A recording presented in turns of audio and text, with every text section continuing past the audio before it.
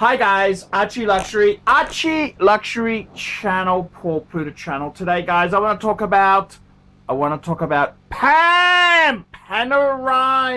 The Paneristas aren't gonna like this video, but I gotta do it. So firstly, let's do a wristwatch check, because I invented the wristwatch check.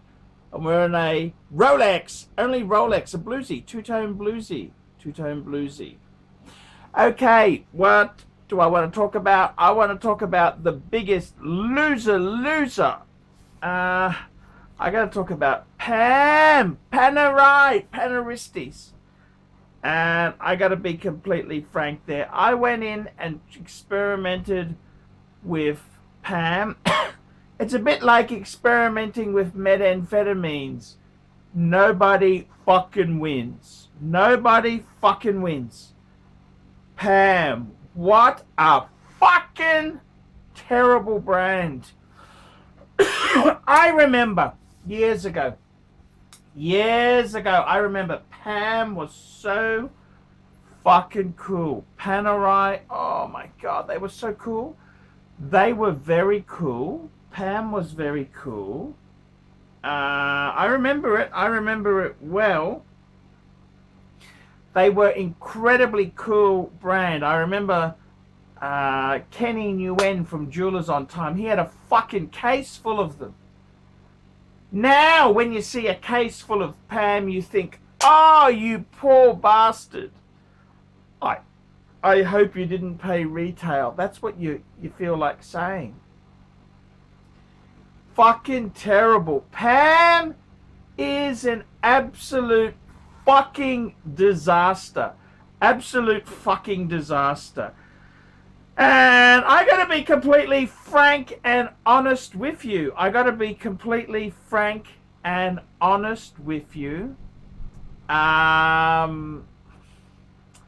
It's fucking terrible.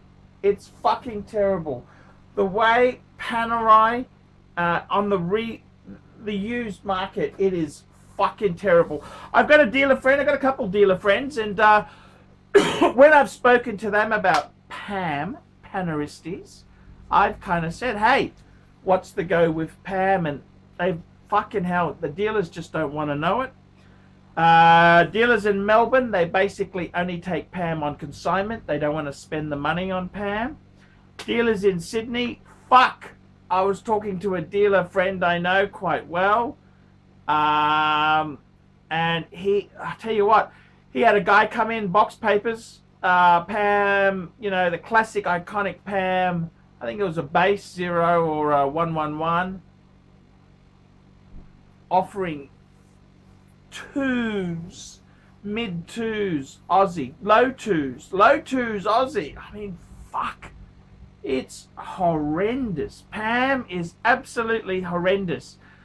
Interestingly enough, he said, look, he can sell Pam under the 5,000 mark, but anything over 5, it becomes a struggle.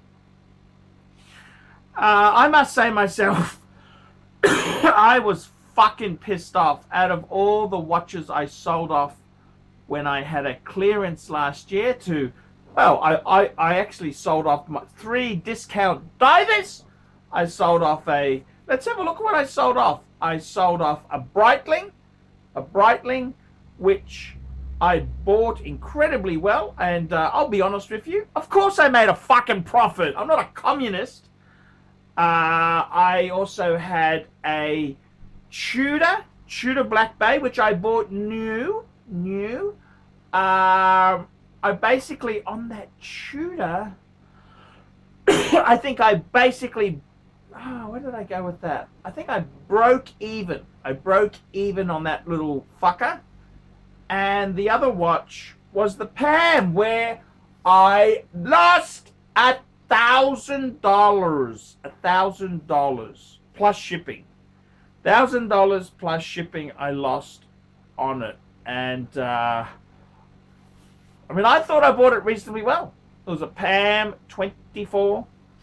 It was box papers. It had the Velcro strap, original deployment buckle, which was the most fucking horrible You know, out of all the deployment buckles I've had over the years, that would have to be one of the fucking worst.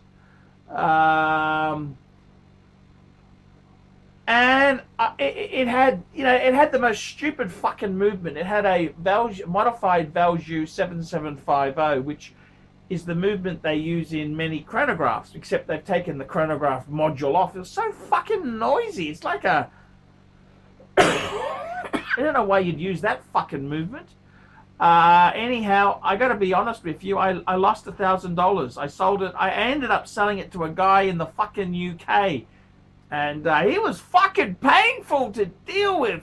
Fuck me dead. The guy was 50 million questions. Fucking hell, I got to be honest with you. That was a fucking painful sale. A pommy cunt in the UK. Fuck. You really know you're struggling to get a sale when you sell it to a pommy cunt who's fucking OCD about every fucking thing. Oh my god. And fuck, that was a painful sale. Fuck, but I'll tell you the truth, I'm glad to be out of that fucking Pam. I'm glad to be out of it. Pam is fucking toxic. Fucking toxic. My god, they're just... my mate Dave, he's had a few Pams, and he struggled to get out of them. He basically gave them to his mate on consignment, who's got a watch shop, and struggled to get out. Lost money. Pam is just such a fucking shit brand. I mean, so many things Pam did wrong. I mean, everything was fucking limited edition. I mean, that's fucking bullshit. Then, I mean, the cunts at Richmond, I mean, they know how to fuck. I mean, those guys at Richmond, they fucked up Cartier. If they can fuck a classic like Cartier up, you can imagine what they're going to do to Pam. Ruthless cunts. I mean, the most silly thing is they started introducing Pams which didn't have the waterproofing. I mean, fuck. I mean, Pam's not a dress watch. You buy it for the waterproof. That's the whole fucking point of it. Very, very painful indeed. Pam, very fucking... They did so many dumb things. They also... I mean, Pam was famous. It was very easy to take the... swap straps and bracelets and that, because you'd basically unscrew the pin, and you could easily put another leather strap on. And Pam decided, oh, that was too expensive, so on the later models they went back to conventional spring bars, which they cheapened out.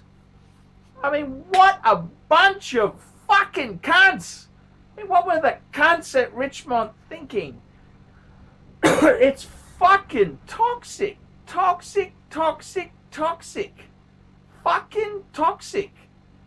I mean, I went down to Melbourne a couple of months ago, and they've got a boutique in Collins Street, which is part of Kennedy's.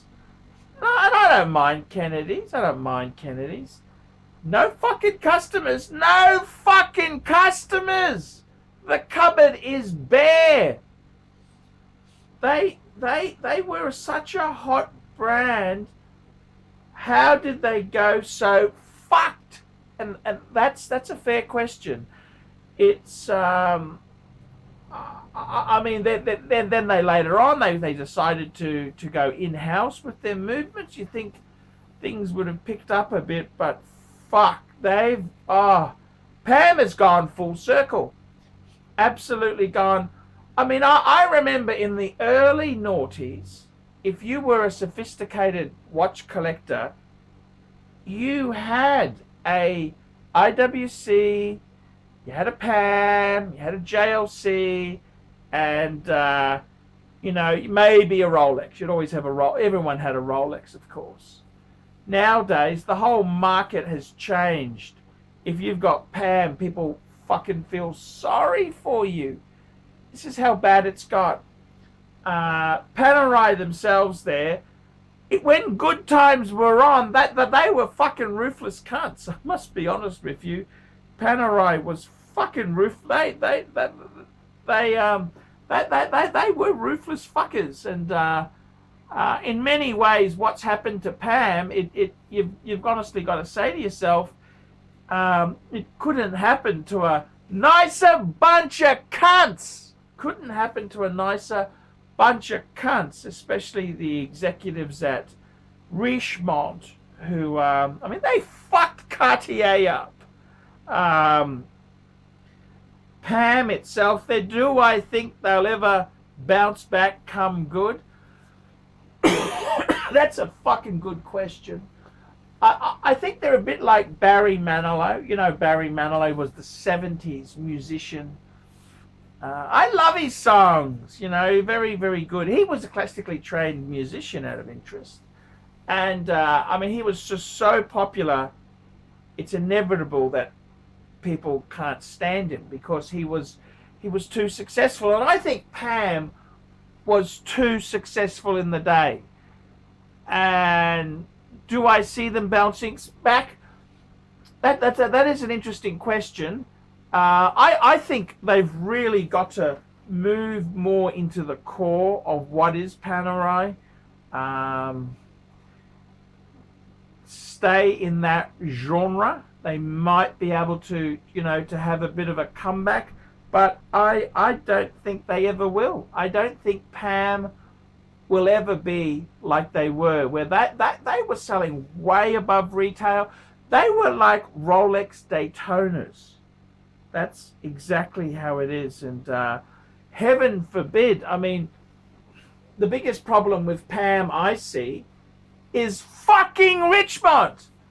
The problem with Pam is because they used a lot of non-in-house movements, there's so many super fakes which are almost credible. So, I myself, I wouldn't buy a Pam without box and papers. You really, that's a brand, you must have box and papers. And also sales receipt. And I think Pam themselves, they need to offer an authentication service. Panerai, look, I could tell the executives how to fix their fuck up. And this is what I would do. I would say, right, you want to fix your fuck up, Pam? Well, they're not going to listen to me. Panerai, they're pompous cunts. But, basically, get back to what you guys do, which is dive watches. I would install, every Pam must have that system to change the straps. Don't use spring bars, you use that screw. I would also go and say no more bullshit limited editions. We're going to just go back to our roots and just have these watches and that's it. Proper dive watches, 100-meter minimum. None of this fucking stupidity where they're not even dive. It's fucking ridiculous. And I would say, if anyone wants to authenticate a Pam, we will do it. We'll give you a certificate for $100. Bring in a Pam and we'll say yes or no. Now, why don't they do it? Because I tell you why. There's so many super fakes out there. I don't even know if they really fucking know. That's how bad and embarrassing it is.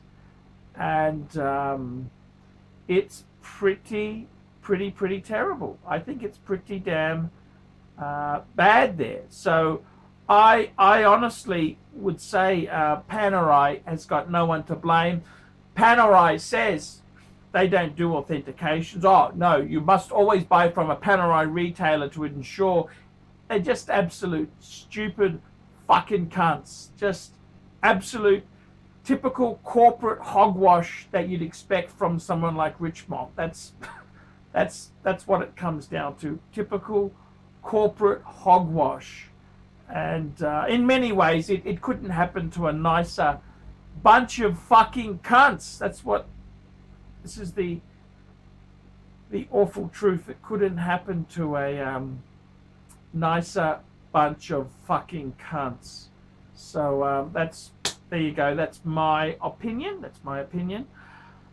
I'm Paul Pluta. Tell me what you think. Fuckers, is Pam Cactus? I think they're fucked.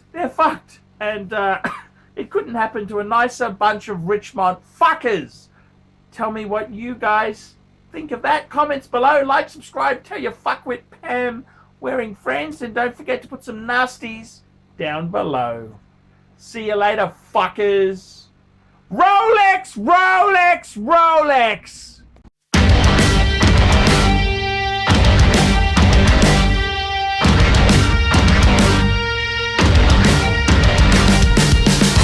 Take my eyes on me, my thoughts on me just grow and grow and grow.